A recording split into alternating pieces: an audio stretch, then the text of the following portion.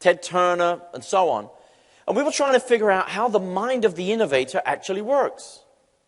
You know, is it just that these people are wired differently than the rest of us? You know, they came down to this planet as creative people to do things that we can't do? Or do they use some sort of a thinking process that we could emulate, that we could use ourselves?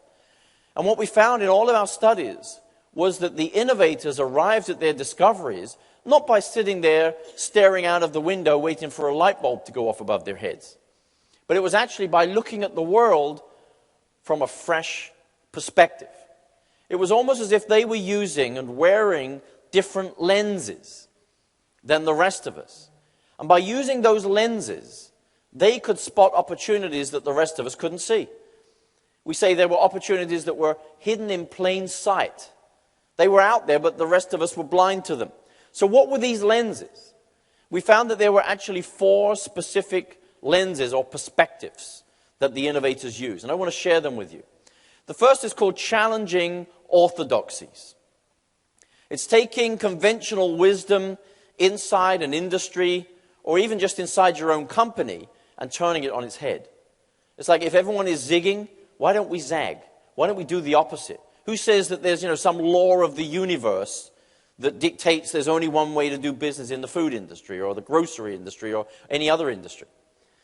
So that's the first lens. The second is called harnessing trends.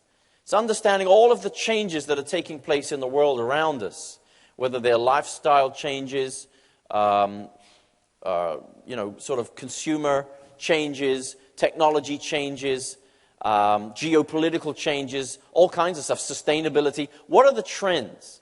And how do we harness those trends to create new value for our customers? The third lens is called leveraging resources. This is saying, take a look at your company, not just as a set of sort of business units, but as a set of core competencies and strategic assets that you could stretch or leverage into new growth opportunities.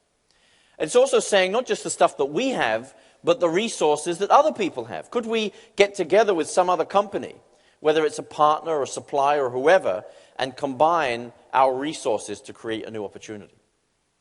And the fourth lens of innovation is called understanding unmet needs. So this is really about getting under the skin of the customer, becoming the customer.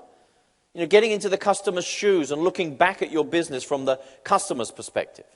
And figuring out what the customer needs before the customer even knows what the customer needs.